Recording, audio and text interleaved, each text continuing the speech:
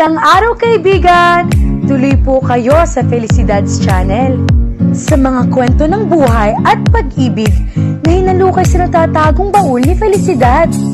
Pero bago po tayo magpatuloy, huwag niyo pong kalilimutan na i-like ang video, i-subscribe ang channel, at i-click ang notification bell para lagi kayong updated sa mga parating pa na upload.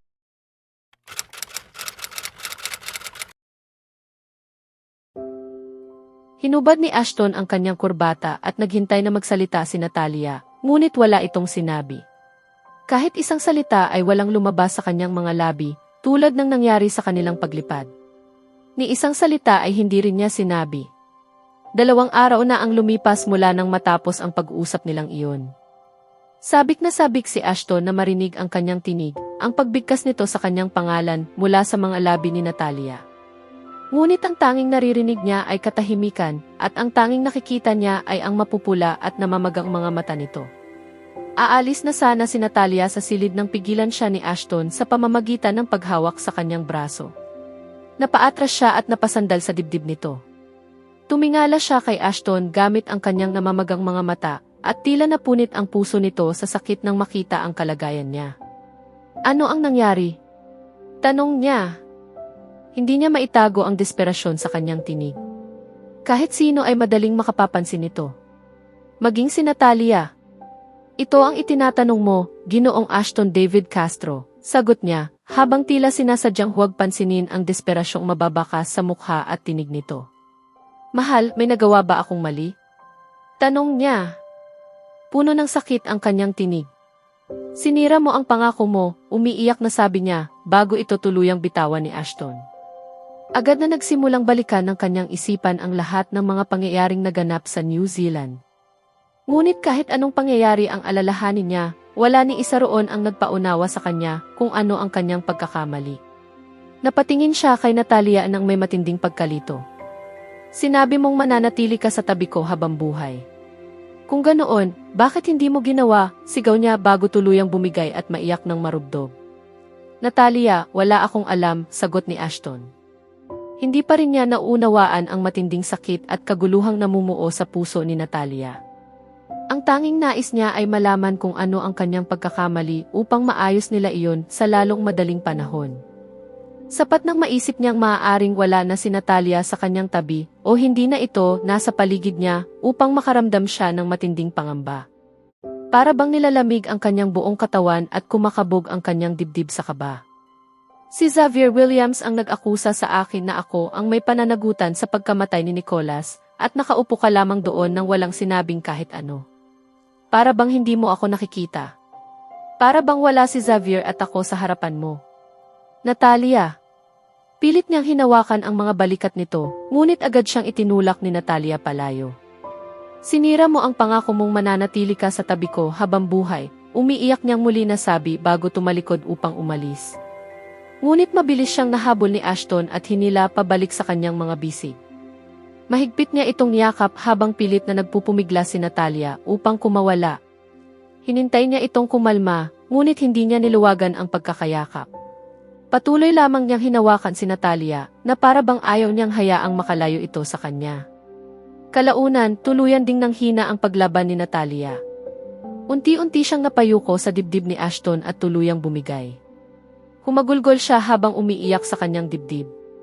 Hindi ko kayang marinig ang kwento ng pag-ibig ninyo ni Nicholas, pagtatapat niya, puno ng matinding sakit ang kanyang tinig. Napatigil si Natalia. Nanatili siyang nakatayo roon, gulat at tila hindi makapaniwala sa narinig mula kay Ashton. Binitiwan niya ang yakap at pinaupo si Natalia sa kama, habang ang mga mata nito ay hindi man lamang kumalas sa kanyang mukha kahit isang saglit. Nababasa niya. Ang sakit sa mga mata nito. Ang sakit na mababaka sa mukha nito. Nababasa niya si Ashton. Sa pagkakataong iyon, hinayaan nitong maging marupok at kaawa-awa sa kanyang harapan. Lumuhod si Ashton sa harap niya at marahang hinawakan ang kanyang mga kamay. Dahan-dahan niya iyong hinaplos gamit ang kanyang mga palad. Napakasakit pakinggan ang kwento ng pag-ibig ng babaeng mahal ko. At ang pinakamasakit sa lahat, hindi ako ang lalaking minahal niya. Nanlaki ang mga mata ni Natalia sa matinding pagkabigla. Nakita niya ang isang bagay na hindi niya kailanman inakala na makikita mula kay Ashton. Sa loob ng ilang sandali, inisip niyang hindi iyon tunay. Hindi maaaring maging tunay. Ngunit tunay iyon. Ang marahang paghagod ng mga palad nito sa kanyang mga kamay ang nagpatunay na hindi siya nananaginip. At pagkatapos, nakita niya ang isang luhang tuluyang gumulong mula sa mga mata ni Ashton. Si Ashton David Castro ay umiiyak. Bago pa man siya makagawa ng paraan upang punasan ang luha nito o aliwin siya, agad na pinahid ni Ashton ang mga iyon. Sa loob lamang ng ilang segundo, muli nitong inayos ang sarili at hinarap siya na para bang walang nangyari. May mga pantakip ako sa tainga noon at masyadong malakas ang tugtog kaya wala akong marinig sa mga nangyayari sa paligid ko. Patawad, sabi niya, sinabayan iyon ng isang bahagyang ngiti. Ngunit iba ang sinasabi ng kanyang mga mata. Nakikita ni Natalia ang sunod-sunod na emosyon na dumaraan sa mukha nito.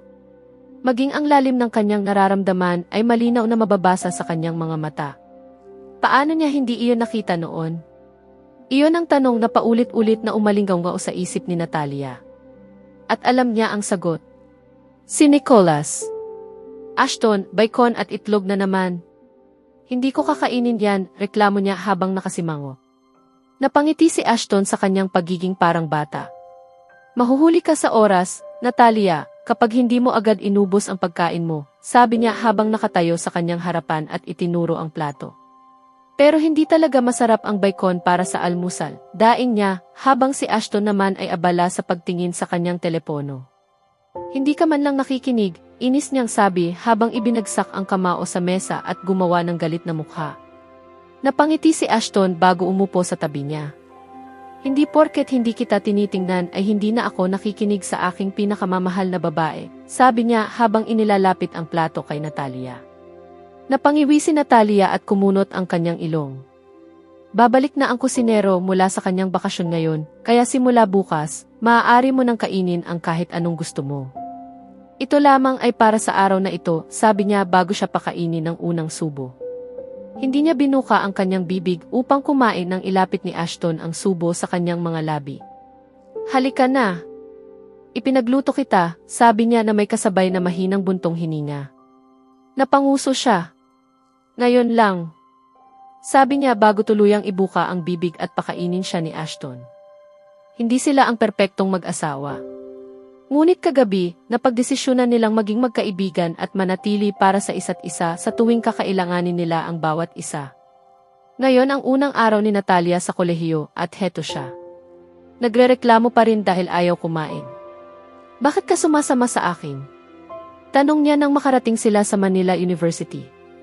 Bumaba si Ashton mula sa sasakyan at binuksan ang pinto para sa kanya. Ashton, may tinatanong ako, ulit niya habang pinag-cruise ang mga braso sa kanyang dibdib. Kailangan kong makipag-usap sandali sa dekano, sagot niya habang isinasara ang pinto sa likuran nito. Isinuot ni Natalia ang kanyang backpack sa balikat at ikinawit ang kanyang braso sa braso ni Ashton. Alam niyang sinusundan sila ng mga tingin saan man sila magpunta. May mga matang puno ng kuryosidad, mayroon ding halatang naiinggit. May mga lantaran silang tinitingnan, sinusuri at pinagmamasdan. Mas mabuting masanay ka na sa ganitong klaseng kapaligiran, sabi ni Ashton habang naglalakad sa unahan, walang bahid ng emosyon ang mukha at ni isang beses ay hindi man lamang tumingin sa paligid. Sinusubukan ko. Sagot niya habang bahagyang lumapit kay Ashton. Hindi siya komportable sa mga titig na nakatuon sa kanila. Unti-unti siyang nakaramdam ng hiya at pag-ilang. Narito na pala kayo, Ginoong Castro. Narinig nilang tawag ng isang lalaki. Si Dean Stephen Belmonte iyon. Nakipagkamay si Ashton kay Ginoong Belmonte habang si Natalia naman ay magalang nangumiti. Ginang Castro, ang klase ninyo ay nasa silid 9A. Maaari na kayong tumuloy. Kumaliwa lamang kayo pagkatapos ay dumiretso. Makikita ninyo roon ang karatula, paliwanag nito. Tumango si Natalia. Pagkatapos ay tumingin siya kay Ashton at napansin niyang kanina pa pala siya nito tinitingnan. Hinalikan ni Ashton ang kanyang noo at marahang bumulong. May sorpresa sa klase. Sige na. Umiti si Natalia at iniwan ang dalawang Ginoo para sa kanilang tinatawag na maikling pag-uusap. Pumasok si Stephen Belmonte sa kanyang tanggapan, kasunod si Ashton. Samantala, pumasok naman si Natalia sa silid-aralan. Pagkapasok niya, agad niyang napansin na halos lahat ng estudyante ay nakatingin sa kanya. Ang ilan ay may halatang paghanga sa kanilang mga mukha, ang iba naman ay walang kaalam-alam kung sino siya, habang ang ilan ay kitang-kita ang inggit sa kanilang mga mata. Pinili niya ang pinakahuling upuan at agad na ibinaon ang mukha sa kanyang telepono. Lalong naging hindi siya komportable dahil sa walang tigil na mga titig sa kanya. Makalipas ang ilang minuto, nakaramdam siya ng pag-upo ng isang tao sa tabi niya. Maya-maya, tinapik nito ang kanyang balikat.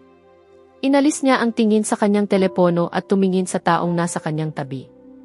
Nang tuluyang tumuon ang kanyang mga mata rito, nanlaki ang mga iyon at bahagyang bumuka ang kanyang bibig sa matinding pagkabigla. "Hello, Natalia." Masiglang bati ng lalaki habang ibinibigay sa kanya ang isang mapang-akit na ngiti na maaaring ikamatay ng paghanga ng kahit sinong babae. Ang huling pagkakaalala niya rito, hindi ito nakasuot ng anumang formal na damit. Kaswal lamang ang pananamit nito, tulad ng karaniwang estudyante sa kolehiyo. At higit sa lahat, tila hindi sumasalamin sa kanyang edad ang pagbabago ng kanyang kilos at personalidad. Xavier Williams.